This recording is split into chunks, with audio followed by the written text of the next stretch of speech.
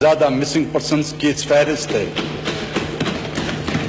اور یہ فہرست ایک بار نہیں کئی بار گزشتہ حکومتوں کے سامنے ہم نے گڑ گڑا کر ان کے سامنے پیش کی، لیکن کوئی عمل نہیں ہوا اس پر۔ آج ایز اے ریکارڈ اسمبلی کی پراپرٹی کی طور پر میں اس کو آپ کی خدمت میں پیش کرنا چاہتا ہوں کہ یہ ریکارڈ میں رہے۔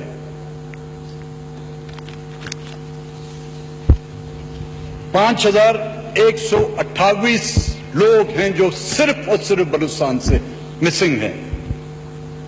ان میں بزرگ بھی ہیں، ان میں بچے بھی ہیں، ان میں خواتین بھی ہیں۔ سندھ خیبر پختونخوا کی آواز تو یہاں سے سنائی دی جاتی ہے، فاٹا کے علاقوں کی آوازیں اس ایوان کے سامنے بھی گونجی ہیں۔ جناب اسپیکر، کچھ دن پہلے ایک نوجوان جو 4 سال کے بعد واپس گھر پہنچا تو ان کے فیملی کے ارکان نے مجھے فون کیا، بڑے خوش تھے، کہتے تھے کہ صاحب 4 سال کے بعد ہم عید منائیں گے اس بار۔ تو سوچیں ان لوگوں کے لیے جو 10 سالوں سے غائب ہیں، اور اس کا دکھ، اس کا احساس اس کو ہوگا جو وہ خود اس کوفت سے گزرا ہو۔ میں خود 40 سال سے اپنے بھائی کی لاش تلاش کر رہا ہوں جو آج تک نہیں ملی ہمیں۔ کون ہے اس کے ذمہ دار؟ کیا اس کے اب ذمہ دار میں CIA کو کہوں، را کو کہوں، موساد کو کہوں، کس کو کہوں اس کا الزام؟ کس پر ڈالوں وہ الزام میں؟ جناب اسپیکر، 10 سالوں سے جو لوگ غائب ہیں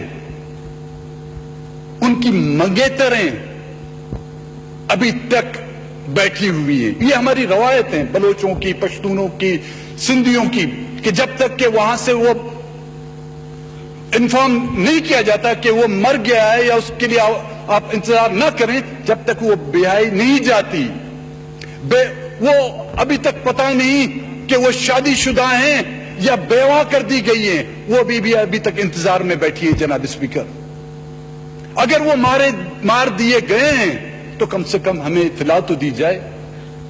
کم سے کم اس عید پر ان کے رشتہ دار اگر نیا جوڑا کپڑے کا نہیں پہن سکتے، اس کی قبر پر اس کی بہن کی جو شادی کے لیے دوپٹہ جو بنایا گیا ہے اس کی قبر پر تو چڑھا سکتی ہے۔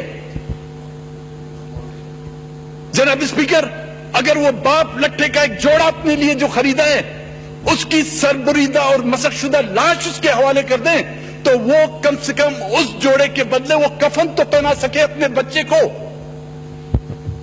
کس کے سامنے ہم یہ فرائض طے کریں؟ جناب اسپیکر، ہماری تو گلے بیٹھ گئے ہیں، لیکن حکمرانوں کے کام سروں پر جو جوں تک نہیں رینگتی، کس سے گلہ کریں ہم؟ ہماری عزتیں محفوظ نہیں۔ ہم وہ قوم تھے جہاں پر ہمارا دشمن بھی آتا تو ہم اس کو عزت کی نگاہ سے دیکھتے تھے۔ آج ہماری سرزمین پر ہماری عزتوں کو تار تار کیا جا رہا ہے۔ جب ہم اس طرح کا لہجہ اختیار کرتے ہیں جناب اسپیکر تو کہتے ہیں آپ ملک کو نہیں مانتے، آپ قانون کو نہیں مانتے، آپ آئین کو نہیں مانتے۔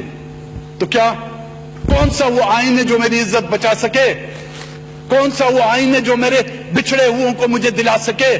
کون سا آئین ہے جو آنے والے دنوں میں مجھے یہ گارنٹی دے کہ کوئی بھی شخص چاہے جتنا ہی طاقتور کیوں نہ ہو، وہ میری عزت، میری غیرت کی طرف جو ہے آنکھ اٹھا کر نہیں دیکھ سکے؟ ہے کوئی اس ملک میں قانون؟ ہے کوئی اس ملک میں ایسا آئین جو مجھے یہ گارنٹی دے سکے؟ جناب اسپیکر،